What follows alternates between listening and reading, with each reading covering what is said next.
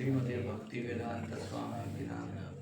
Namaste Saraswati Deve Gauravani Pracharane Nirvishesha Shunyavadi Paschatya Sarane Panchagam Purveshya Kripasam Sundhe Patitanam Pavanebhyo Vaishnavebhyo Namo Namaha Shri Krishna Chaitanya Prabhu Nityananda Shri Advaita Gadadhar Srivasadi Gaur Bhaktavinda Hare Krishna Krishna Krishna Hare Hare Hare Ram Ram Ram Hare Hare.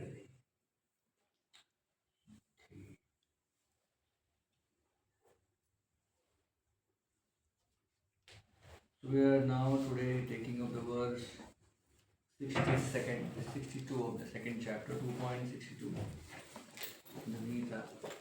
Last time, this same day, last week, we got 2.61, right? Yes. So today we'll take up 2.62. It's a very beautiful verse. I mean, very important key verses from the Bhagavad-gita here.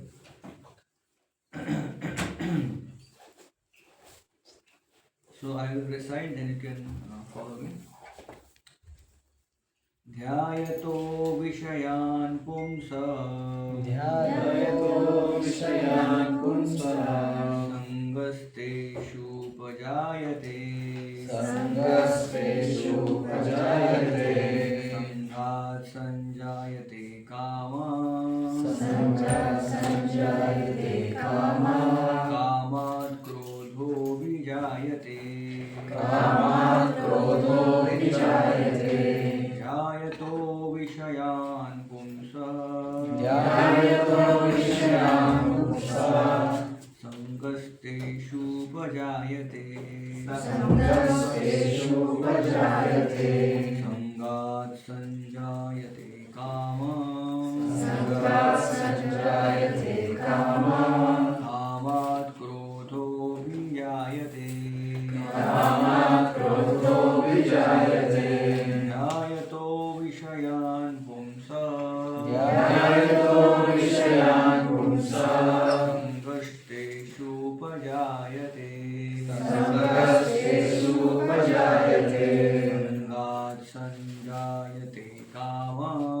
संगात् संजायते कामात् क्रोधो विजायते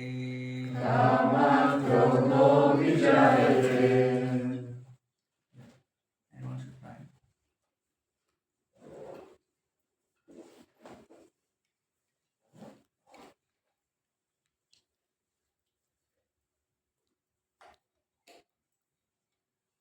Come on, Krishna.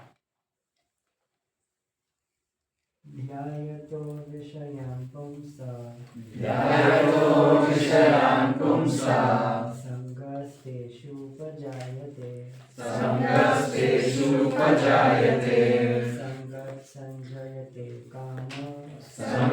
संजायते कामात् क्रोधो विजायते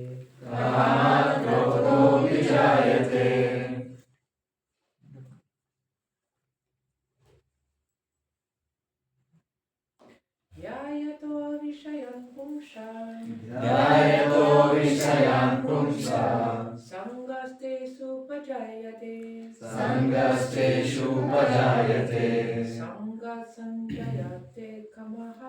संगात् संजायते कामात् क्रोधो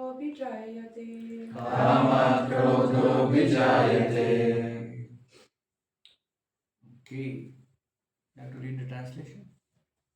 While contemplating the objects of the senses, a person develops attachment for them, and from such attachment, lust develops, and from lust, anger arises. Thank you. So, this is a very beautiful verse, often quoted verse from the Gita. Dhyayato means dhyana. Dhyana means meditation. So, everyone is constantly meditating, right? Because meditation means focus. Even in the outside world, we work, we study, We have to do dhyan, meditate, focus on what we are doing. So it's called dhyato. But here it is in dhyato vishayan pumsa. Sometime like yesterday, I met one good couple in one program. Said, Prabhuji, please tell me about meditation. I said, which meditation? Because there are different paths, and every path has a different understanding of meditation. People who are focused on material goals are also dhyato, very much focused and meditating on their goals. Is it not? When we go outside and go to our workplace, sometimes we get motivational speakers speaking how to focus on your work, right? Focus is all dhyana. Dhyana means dhyayatu. Sometimes in Hindi, I will put this very funny thing. If some person who is a charlatan, who is not a real devotee, not a real yogi, so whose intentions are not clear, they are called in Hindi as Bagla Bhagat. Bagla Bhagat. What is Bagla Bhagat? Bhagat means devotee. What is Bagla? Bagla means there's one bird which stands on water on one leg. Have you seen that? The big beak is watching. Watching for what? For a fish. That's called in Hindi or Sanskrit Bagla. Sometimes you see that bird is standing on one leg. You go, wow, what is meditation? He is not even moving his body, just constantly like that, holding himself. He is really a great meditator. What a dhyan, focus. But what is dhyan on? The fish. So he watches. Small fishes are going. The fishes are not aware that there is this big standing like this. He is actually a bird who is going to catch them. They think, oh, it's part of the world. Some tree is going there. So standing without movement. 2 minutes, 5 minutes, he knows. The small fishes will go, let them go. Big one will come. What called Bagla Bhagat? Sometimes people they show off meditation, but there is nothing much substantial in that. So outside one can show off vein of meditation, but actually meditation is not just outside thing. Meditation is an inside thing. And this verse speaks about meditation is not just external show. Meditation means senses, mind, and intelligence. So one can fool the whole world by showing outside. From outside that is meditating, but he cannot fool himself. Meditation requires good focus first through senses, then the mind and the intelligence. Usually, the intelligence controls the mind controls the senses. But now, when the intelligence is not sharp, intelligence is bewildered, and mind is haywire, so now the opposite is happening. The senses demand, and the mind follows, and intelligence salutes. How to do that? Use ideas to the mind. How to do it? So it's opposite working. So whole spiritual aspect is turned around. First, sharpen intelligence. Now, what we are doing here is sharpening our intelligence. It's an intellectual exercise, right? We have heard about push-ups, pull-ups, which we are improving our biceps, triceps, or outer physique. So that is exercise for the body. There is exercise for the mind. There is exercise for the intellect. What is happening here is exercise for the intellect. The intellect is really sharpened. The intellect is understanding the philosophy of reality, the philosophy of life. So based on the intelligence, more our intelligence gets sharpened, that intelligence comes to its full potential. Like for example, you have a pencil. You know pencil? You have to write something with a pencil. You need to keep a sharpener also. Because after some time, by writing, the pencil will have blunt edge, And what will happen? You write, your hands will pain because more stress is given to write because the edge is blunt, and even the impression on the paper is not so clear because the so you have to take your time out, sharpen it, and then start writing. Then you make an impression a little faster also. So intelligence gets sharpened. That sharpened intelligence then give dictations to the mind. The mind gets focused, and that focused mind dictates the senses to work in what do you say, sync with the mind intelligence. This is the perfect way of how a controlled person, a sense controlled person, in the modern jargon it's called a yogi, or a person with what do you say, sense control. Such a person is working through intelligence, coming to the mind and the senses. In our case, maybe not your few of us, me also. Right now it's all haywire. So how to go about? So while we sharpen our intelligence while reading Bhagavad-gita, we have to work both the ways, from top down approach and down top approach. The top down approach is what? Sharpen our intelligence, but from below also we have to engage our senses properly. Many people say, don't you just become desireless. It's not possible. To become desireless is also a desire, right? Desire. Now I have become desireless. That's a desire. We cannot become desireless. We have to become positive in our desire. You see a small kid always very active. Can you stop the kid? Hey, don't do anything. Kid will become more naughty, right? Demand, cry. We have to engage the kid so that the kid is doing positive activity and stops negative activity. The senses are like kids, naughty kids. Instead of saying no, no, no, no, we give them a positive engagement. Srila Prabhupada often said, never say no to your senses. In fact, say positive activity to your senses. So we have many senses with us. First of all, we all know we have gross body and we have subtle body. And beyond that is spirit soul. So gross body is something which we can see. Subtle body is within which we cannot see, but we can feel the presence. The gross body is what? Senses, means working senses and knowledge acquiring senses. I hope you are familiar with that. Working senses and knowledge acquiring senses. So we have working senses. Working senses is legs, hands, then what else? Leg, hand, mouth, ears, nose. no, Eyes. genital, anus, hand, leg, and mouth. Working senses. Knowledge acquiring senses, then eyes, ears, nose, Nose. tongue, and touch. Right?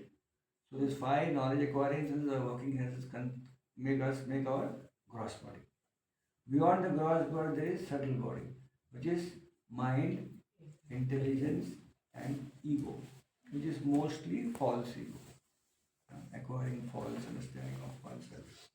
And beyond that is the soul. So the senses have to be engaged. So Srila Prabhupada writes in this purport that there are many great personalities who were tempted in different ways, but they could remain equipoised, focused, because they are engaged their senses in positive activity. So in one place in the in one conversation, Srila Prabhupada writes, if your eyes, the eyes are used to see good things, beautiful things, attractive things. You can't stop seeing, right? Can you stop seeing? No seeing. You can't do that. You have to see something. The world is open for you to see. But let's train our eyes in seeing something beautiful. So the most beautiful thing is seeing the beautiful photo of Krishna. Seeing, we're seeing beauty around us. Train our eyes to see this is all connected to God, God's creation. So training our eyes to see positively. Hear from our ears. We hear so many things. But train our ears to hear about Gita, hear about the philosophy of life, hear about Krishna. Fragrance. We like fragrant things. Let's also smell the fragrance of.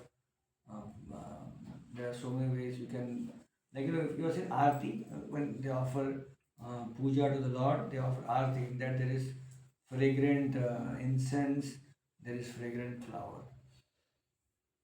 So it feels very nice, soothing. Fragrance.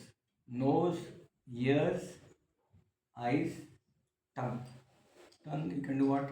The tongue always. I'm sorry. The tongue is always eager for two things.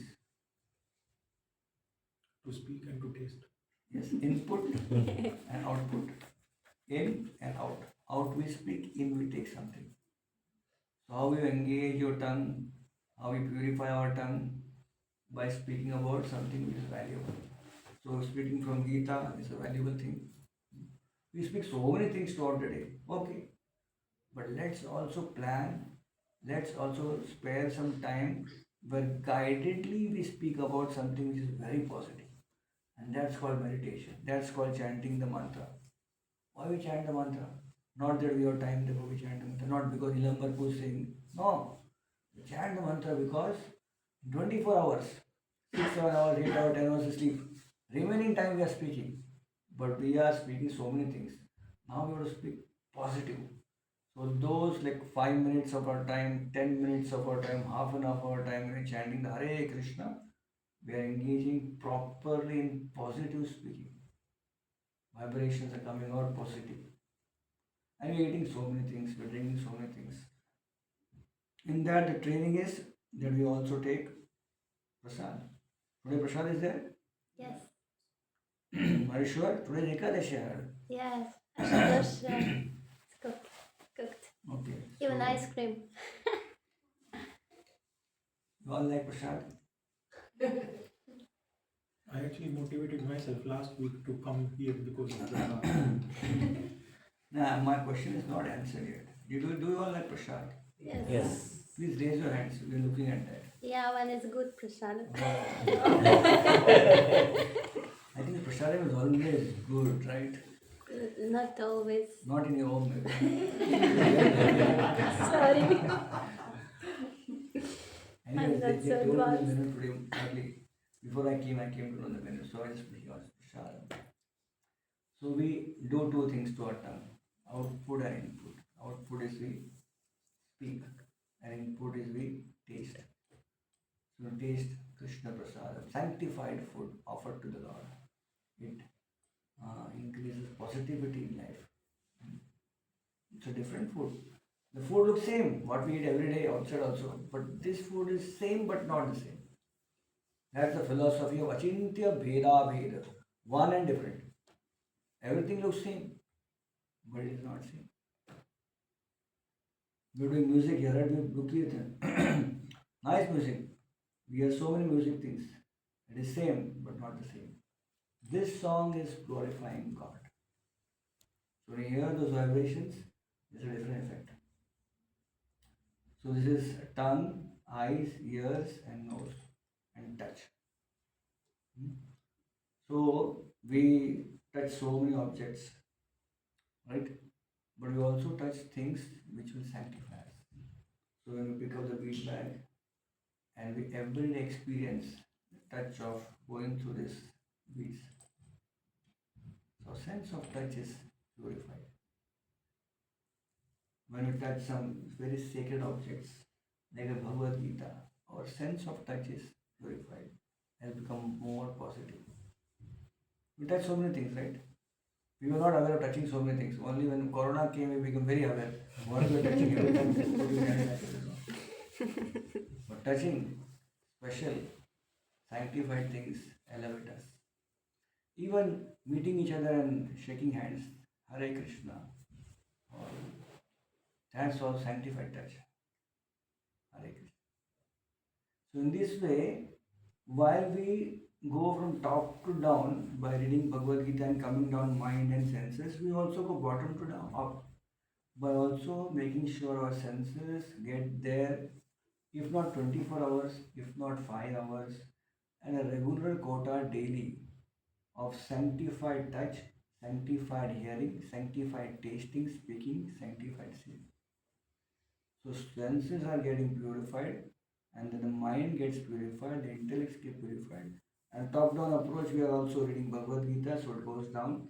In both ways, we are trying to make ourselves a better person. So far, so good. Anything going about that? No problem. So before I take something more, I would like to ask you if you want to add something, or you want to question something, or you want to clarify something.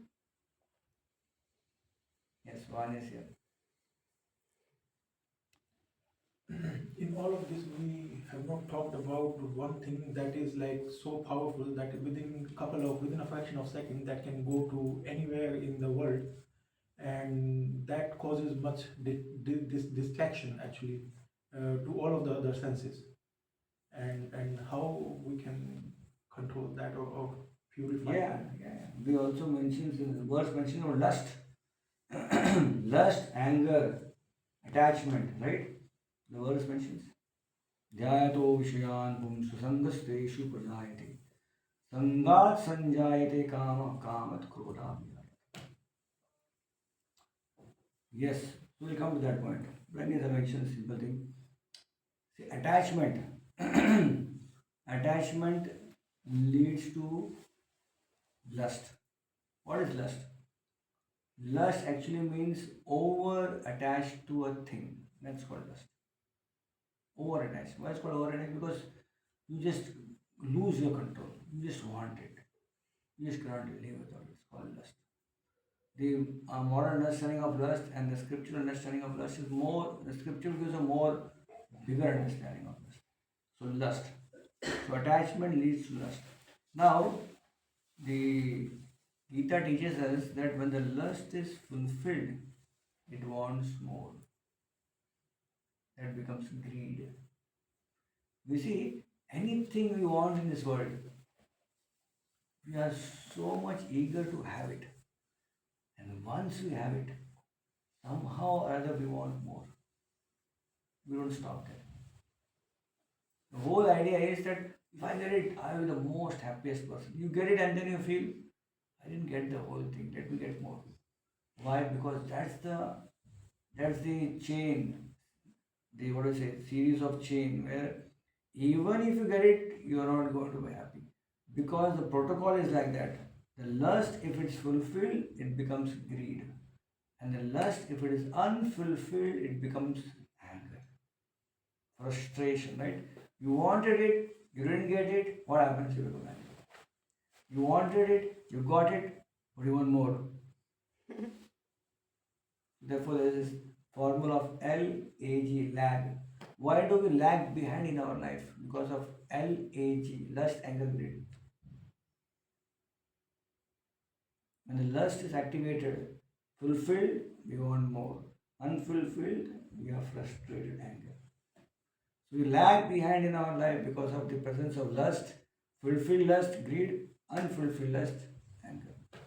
So what to do? So more and more we understand that we are not the only controller. There are many controllers in this world who are competing. Right? Just imagine any field. You're going for a university program and there are so many people there. The seats, the admission is very limited. You go for a job, applications are more, seats are less. Everywhere. You want to book a flight ticket, and then you say, let's wait, and then you want to go, the flight ticket has, the amount has increased. Why? Because the demand has increased. So this world has more competition. So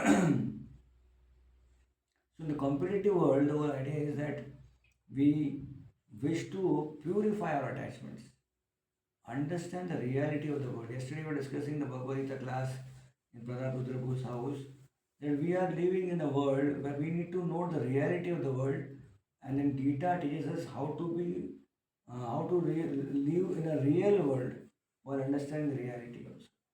Therefore, Gita, when it teaches many things which sometimes shakes us up. It teaches about birth, like Gita mentions about dukkha doshanu darshanam. That means this world has four big problems. What are the big problems? Birth, old age, disease, and death. Now you think, I don't think so, I have that problem with me. It is there, but we are not realizing because we are very much preoccupied with other problems, just small problems. But the real problem, as per Gita, is birth, old age, disease, and death. And Gita focuses on these problems. Someone may think, why Gita is so pessimistic, speaking about problems? Because many times we need to know the problems, not to become fearful, but to be aware, so that we can guide ourselves. Just imagine if you're driving a car, won't you like to be aware of all the roads? Which roads has more traffic and which has less traffic? No? You want? Or you want to just try? Now, try one luck, let's go. Oh, he'll be always happy. Oh, that. Like for example, today Pilambar Pro came late because the whole road was blocked from the airport road, right? So we came to what? This area? So if it had gone on that road without checking the map, what happened? We would not come only here. We are stuck there only. So we need to know where our path. So Gita makes us aware of roadblocks so that we can properly maneuver ourselves and reach our goals. So Gita is not teaching pessimism. Gita is teaching optimism. You know your dangers, your realities, and now you work. Now you sail. Now you fly. So many times Gita's verses may confuse us. Why this so many things are like that? Like yesterday we were discussing on verse or three verses on death. How to live our body. So, why should work on? Why should I worry about living my body? I want to live in the body. Living my body. We need to know everything, right? Anyone here with a medical course doing medicine? No. No. Medicine. Doctor. Anyone did a doctorate course? Why I'm saying doctor? Because if you go for doctor study, they will not just give they won't give you only education about fever and cold, running nose, cough. No, they will give you education of everything. The first thing will happen in a college of medical studies, they will take you to a dead body and do autopsy. I want to become doctor, but not this doctor. But doctor means everything. You need to know everything. When you know everything, then you can treat one part. You can't treat one part knowing only one part. When you want to know about the car, you need to know everything about the car, then you can repair the car, right? Makes sense, huh? So Gita teaches us the entire life. We know the whole thing, and then we can maneuver ourselves. And when block is there, we can just push like this and go ahead. So Gita teaches us a journey of our life. So regarding your question about lust, anger, and greed, yeah. When there is attachment, lust increases. And lust, when fulfilled, it becomes greed. Not fulfilled, it becomes anger. So lust cannot be stopped. It has to be converted. Lust is nothing but a transformation of love. Our every spirit soul has an innate connection with God, and there is love for God of the soul with God. That love, when it loses connection with God, looks for that love everywhere, and that love transforms into lust. Just like milk becomes curd. Curd and milk are same milk products, but they are of different nature. Right? We take milk and we take curd for both different reasons. In Ayurveda, it is mentioned that if you are unable to clean yourself internally, then you take milk, you clean your bowels. Sometimes it's like too much bowels cleaning, then you need to take curd to stop it. Same thing, but transformation has become different in the application. The same love has become now in this world lust. So what we should do? Stop the lust? No. Change the lust back to love. And that is the process of spirituality. Transform lust into love. It's a big thesis. We'll not discuss all that now. But that's essentially what we're doing. We are rekindling our love, rekindling our lost connection with God. And that is called as yoga. Yoga means connect. Yoga comes from the Sanskrit word yuj. Yuj means connect. Connect with whom? Connect with Supreme, Divine. And that connection can be of various ways. It can be to Dhyana Yoga, to Karma Yoga, to Ashtanga Yoga, to Jnana Yoga, and to Bhakti Yoga. And here we are coming and discussing on one path which is very easy to apply in this current age, and that is Bhakti Yoga. Okay. Any questions, comments? So I didn't understand the distinction between intelligence and mind. It's kind of same. No. Yeah. Yes. Because it's subtle, it's very difficult to demarcate them. Like senses are gross, so we can understand them. It's in the body, right? We can pursue them. But mind and intellect is very difficult to figure out because many times we think it's intelligence. Actually, it's mind saying. Both are saying to us. Both are dictating. See, the original concept of a controlled living entity is intelligence dictates the mind dictates the senses. So that time such a controlled person will only hear one voice, that is the voice of intellect. But when the control is lost, everyone is speaking. Now in this room, there is perfect control because only one person is speaking and you all are hearing. What if you open the forum? Everyone speak. What will happen? One try. You all speak. What to speak or speak? You just everyone chant in different tune. Hare Krishna mantra. Chaos. Massive. So that's what's happening in our life. Everyone is speaking. All senses are speaking. Mind is speaking. So we are not able to realize which is the real voice. And we think this is a good voice. We consider a voice is good because of the decibel level of that voice. You see? That which is loudest, we hear that.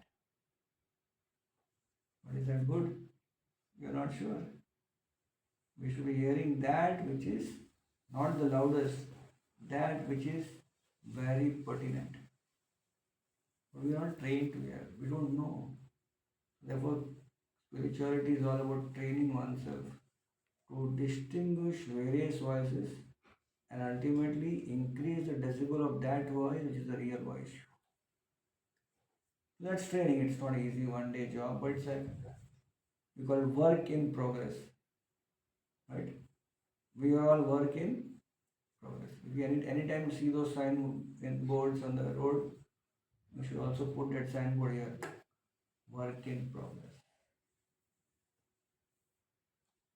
We are work in progress and also very important progress in work. Our work should keep progressing. Not just keep a signboard there. We should see that we are progressing also. You got the point? So it's difficult to make analyze which is mind and which is intelligence in initial days. But eventually as we progress, as we make proper choices, therefore what happens when you don't understand which voice is the best voice, we refer to scriptures to tell us which to identify the voice. Scriptures tell us what is the voice of the mind, what is the voice of intelligence. So therefore we refer Guru, Sadhu and Shastra. We refer scriptures. Then we also refer living saintly people. And third is we refer our own spiritual mentors who know about us, who guide us regularly. Guru, Sadhu, Shastra. So Gita is Shastra. come for programs like this, we discuss. Nilambar Prabhu is like sadhu for us. And then we have spiritual mentors like Prabhupada, is like Guru. Just an example. It can be many devotees like that. Many of them like that. Just an example just to communicate to others.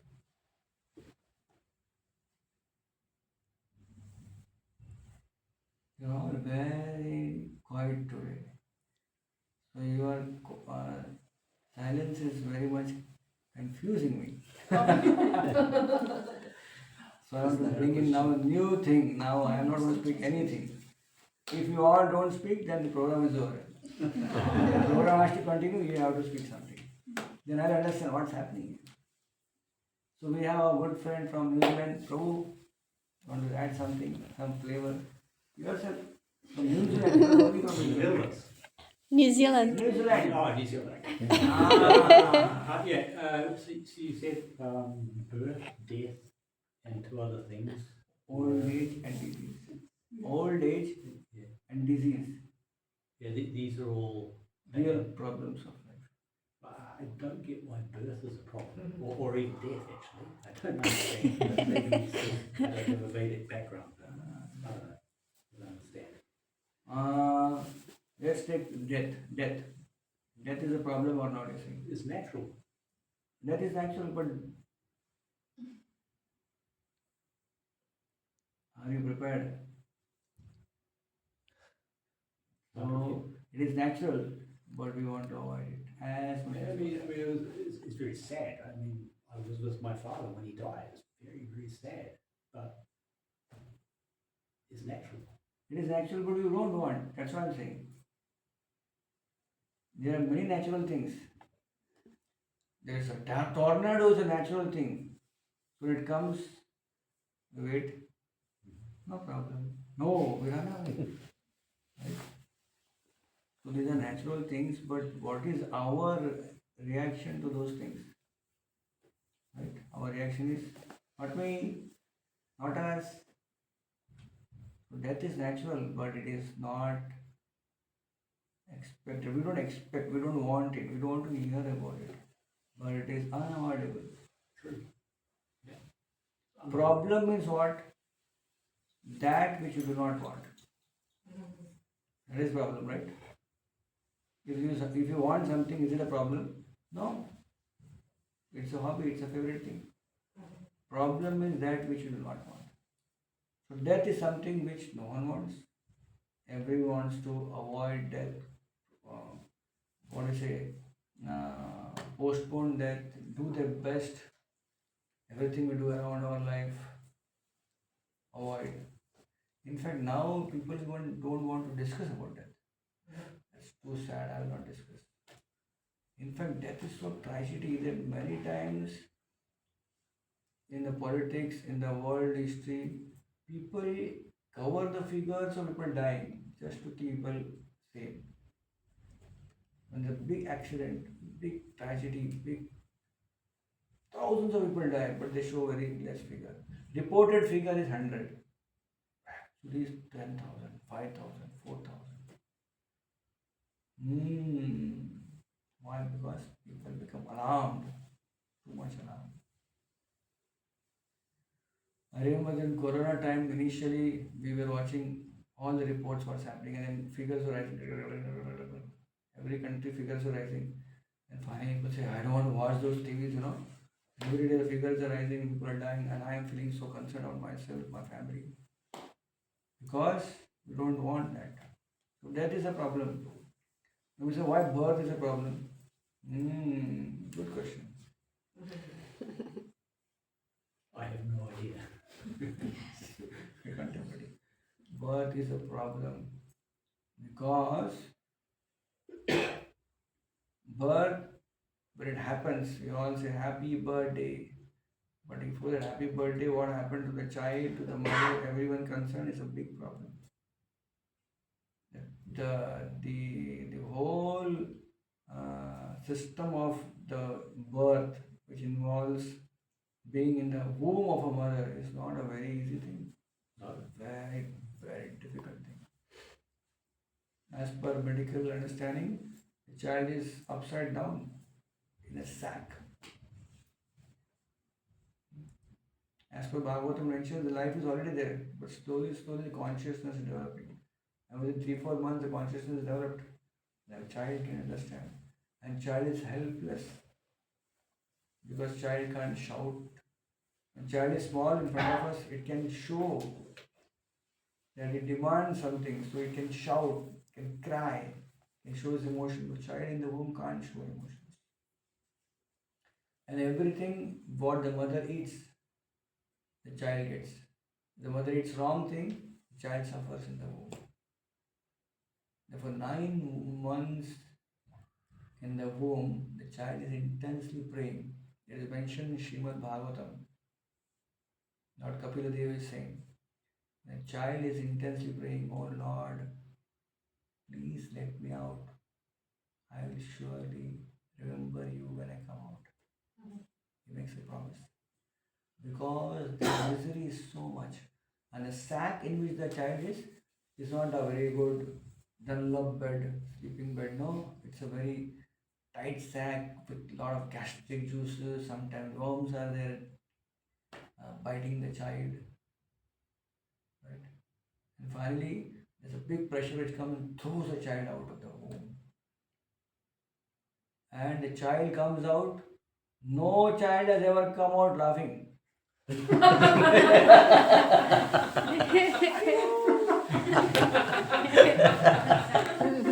Everyone comes out crying. In fact, child comes out and is not crying, the doctor beats the child. Because no crying means child is gone, dead.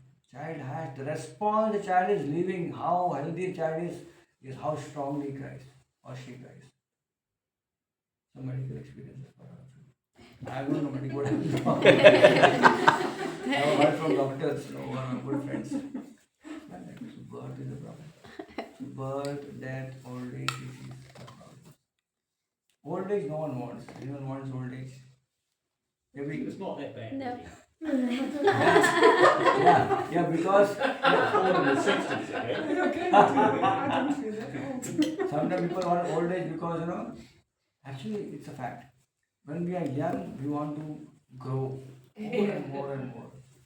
And we grow more and more, we want them to become young and young. Why? Because as we grow old, we can't do all those functions which we were easily doing before. Right? How many years you are It now? depends. I'm 55, and you're correct. There's a lot of things that I can't do that I could do as young. Same. But I have experience now that I didn't have then. Yeah.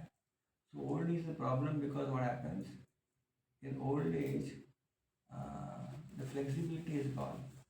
Plus, you can't eat anytime anything, which you used to do before.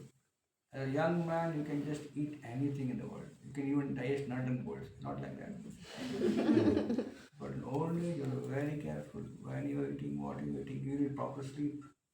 Then you can function the next day. You had some point, yes? You mentioned. I wanted only to say that it depends. When you said that when people become older, they cannot do something because it depends how they live their lives, Yeah. what they eat, what physical experience they have, and sometimes people at 60 feel better than they felt at 20. Yeah. And do things like that nobody of young people can do at all. So there is some point that maybe can be different, but it depends on their lives. Yeah, sure. There are many people, like old people we have here, who are very contented, very satisfied life, right? But not everyone like that. We have few of them. And plus, even old people discuss. There was a time when I was young like you. They will feel like that. Why? Because young age is something which you can easily decide and you can execute it. In old age, you have to plan. Like for example, all of you are young. Most of you. We just deny. So let's go for outing. Let's go to this place. Immediately jump and go. But someone is very old, 70 plus. Said, wait, where you are going? How's the weather going to be there? Okay, yes, think, plan, right? You can think and see our own elders, our father, our grandfathers. Very charming personality, but you can't go them, they can't run and they can't decide things like us. Even our mother also, my mother also, when I tell, mother, let's go for a walk, you tell me half an hour before. You can't tell me now in 5 minutes. I have to plan. I have to make sure I have taken the medicines and ensure that I have my everything ready. So they need a planning, a pre-planning than a person who is quite younger. So anyone here who wants to become old, I want to become old No. and incapacitated. In fact, people want to be young. People want to, even the old people sometimes you see, like for example, if people go to do exercise. Why? Because their body should be young, right? Why? A young body means you can do a lot of things. Flexibility is there. But as the body becomes old, back pain, neck pain, all these pains come, what happens? Then you cannot function. So old age. There are so many people who, when they come to know that they have gray hairs, and then immediately they change the color of their hair. Why? Because they want to show in the outside world they are still young. So even in the outside world, we have a particular our image. We want to show our image always a young person. A young film actress, a young actor who has been always known for his or her beauty, slowly becomes old. He puts a lot of efforts on changing his skin tone, color, and putting cosmetics to look more younger. You hear about that, right? Why?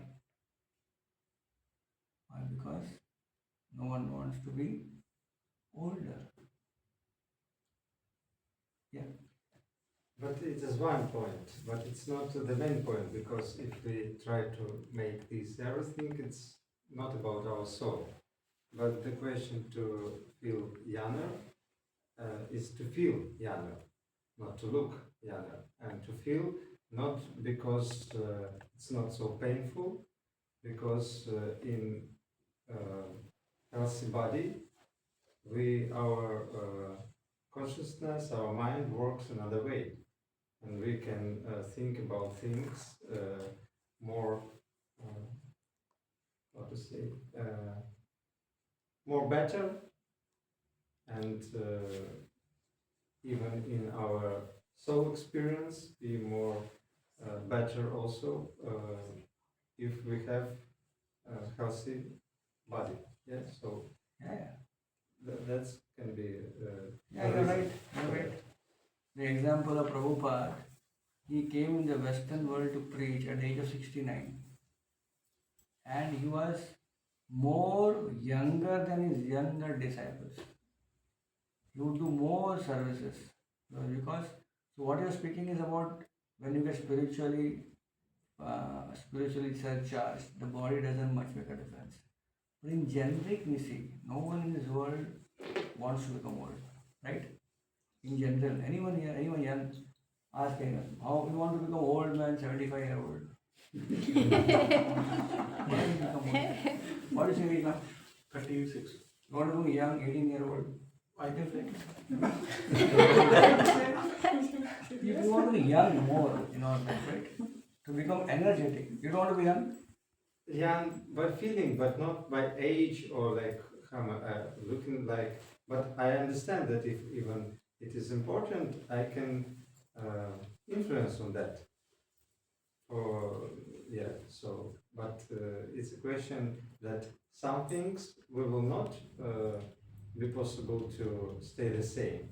And there is, when we understand that, we even don't try to do it in this way, because it is like with senses, yeah?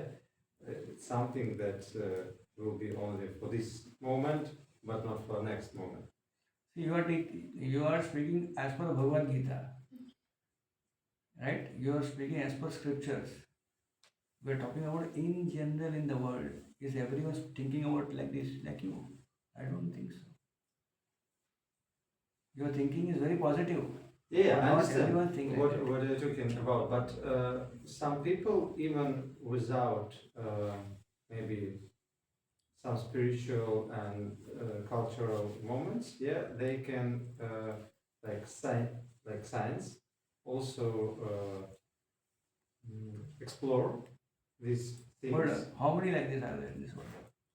Okay, maybe it's less, but it's also That's the point I'm saying. okay. I understand. So that's the point I'm saying.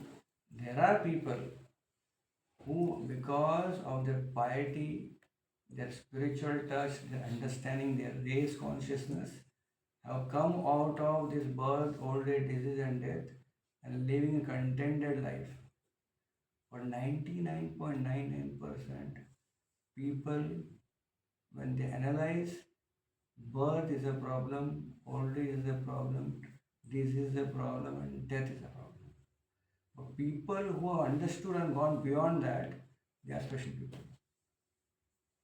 So what you're saying, that's what I'm saying. You're talking as per the Gita, as per a person who has understood the life. He has accepted the life. But maximum people are not like that, right? You also agree? Yes, So we are mostly saying- yes. Yeah. We So know we are that. speaking maximum people, yes. It's good, your understanding of that is very nice. This understanding comes by coming in spiritual circles. So you have that understanding already. So you are gifted with that. I'm saying you are gifted with that understanding because of past connection. You may have read some nice or associated maybe in the past or now also born with higher consciousness. We all know this. But that's why I have a question. The same process is even when we choose the road of maybe going to the way of knowledge of Gita and okay, Bhakti Yoga knowledge, but also there are a lot of things about our senses, about like prasadam doesn't mean that we can eat everything and every time and etc. And it also depends how we react and how we have our own plan in that. Yeah, because it will be, even if we will eat prasadam, we also can feel different because of different moments, yeah, or something else that we do or think about. So I know that Prabhupada even, yeah, he was eating one time a day, like his diet was like something like that. Maybe also for a reason to feel himself in a good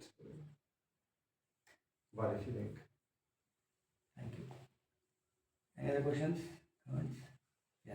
Yes, please. I don't know if I can ask it, but can you share with us how you came to Krishna consciousness? Really? In Oh. 20 minutes maximum. She has to go home.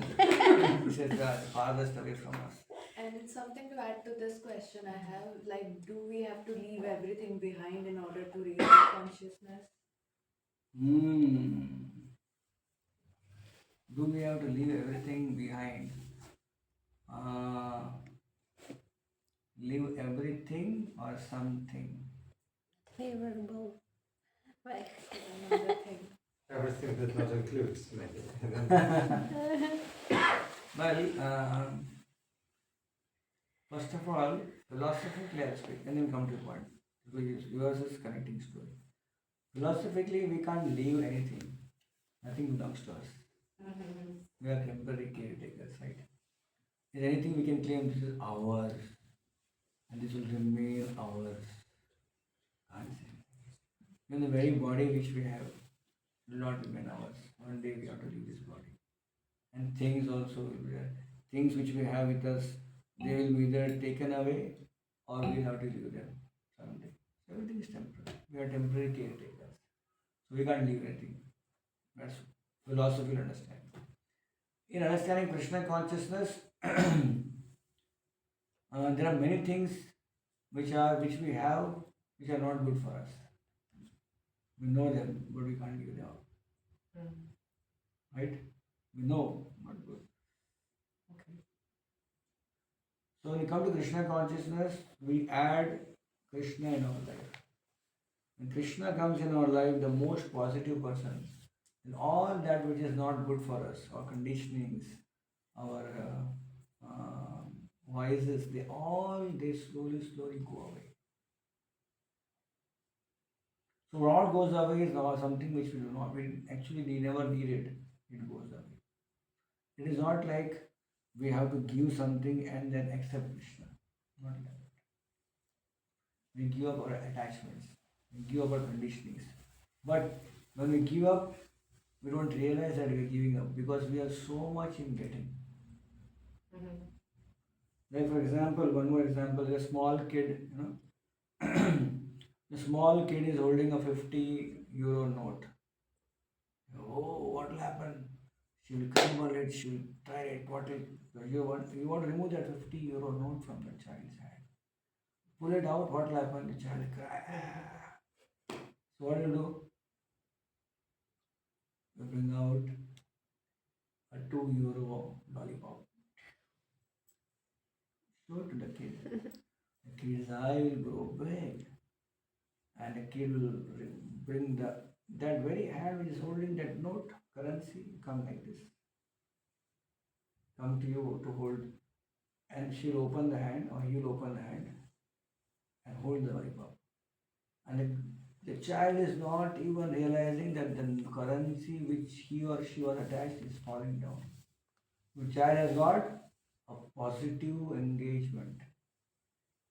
The lollipop in the hand starts eating, sucking the lollipop. So Krishna consciousness, when it comes, it's like a lollipop which we like. We are liking Krishna. Krishna comes. When Krishna comes in our life, we don't even realize what is not needed for us, it goes away. So we give up those things which are not necessary for us. And we get those things. And by Krishna entering our life, we also get many more good things.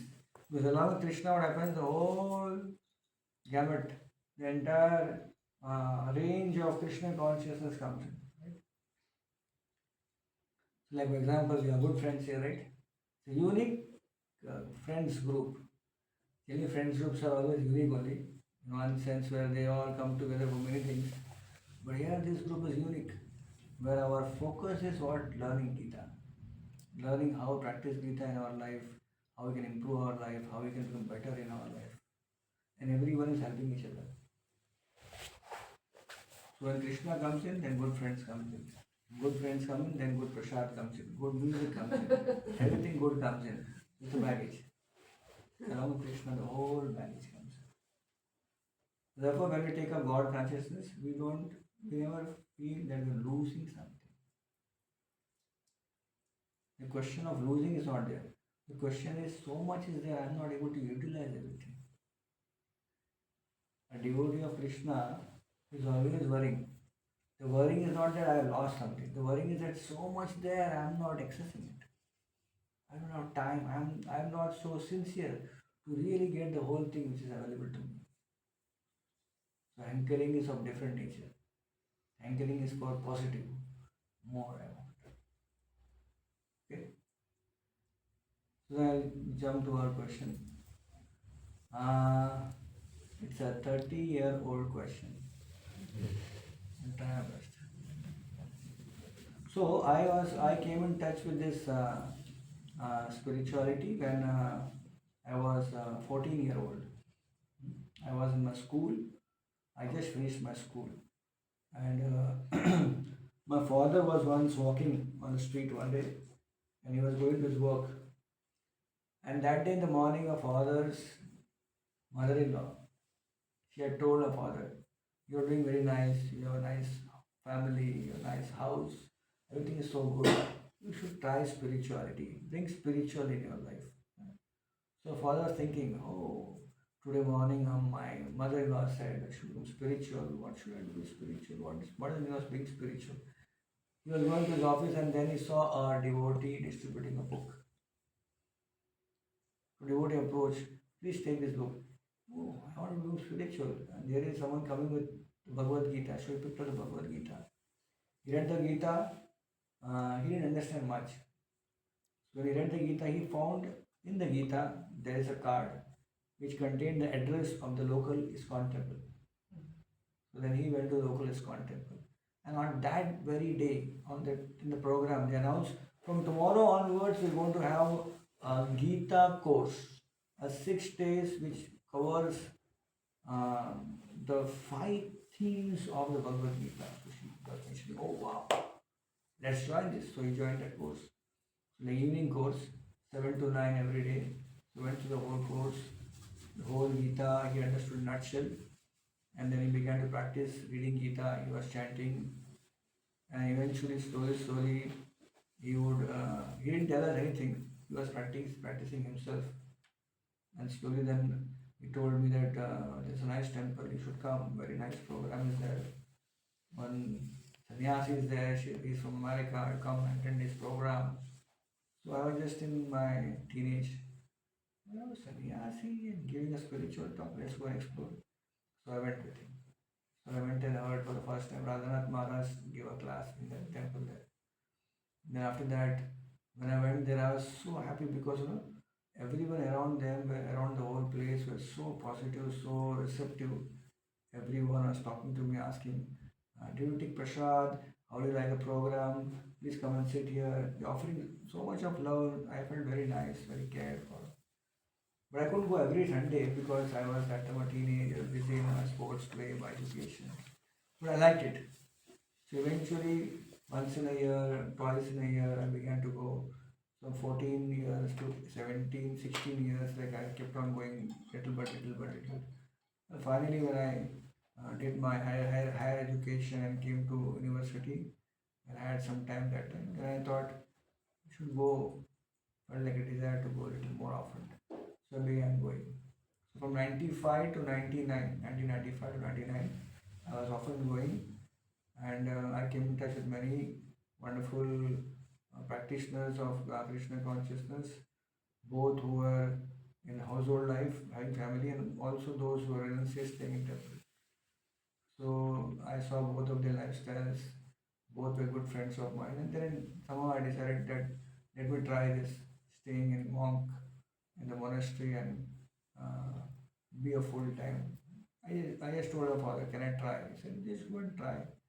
Works for you, good. Not doesn't work for you, come back. I went and 6 months I tried, and I didn't realize how 6 months passed.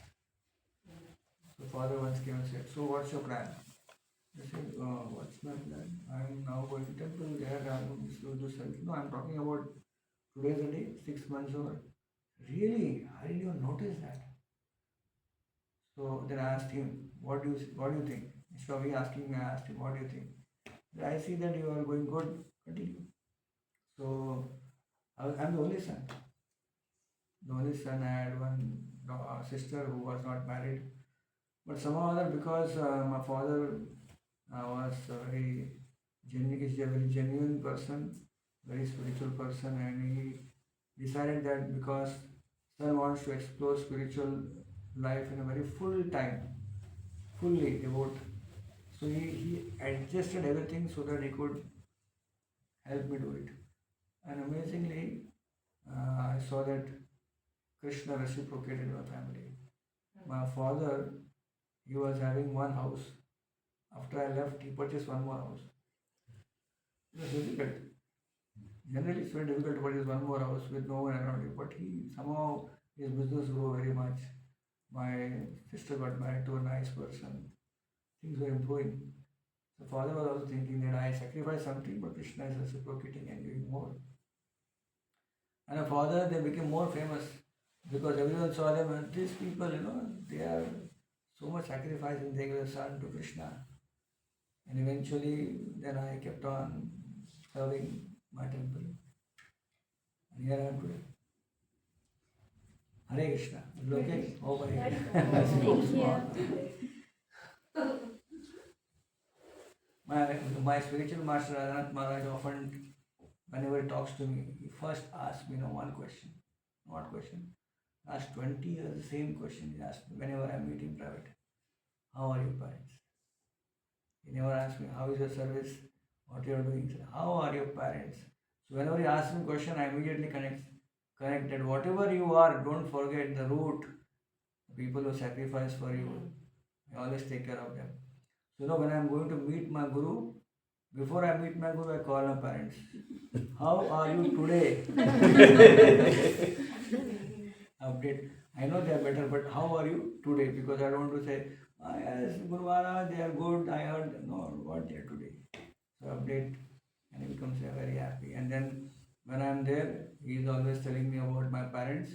And when he meets my parents, he's always glorifying that you have sacrificed, your son has become so nice, he's traveling all over the world and preaching the principles of Krishna consciousness. Thank you for giving your son. So gratitude is there, both sides. Thank you so much for asking this question. Sitting here, I'm remembering a father and a mother.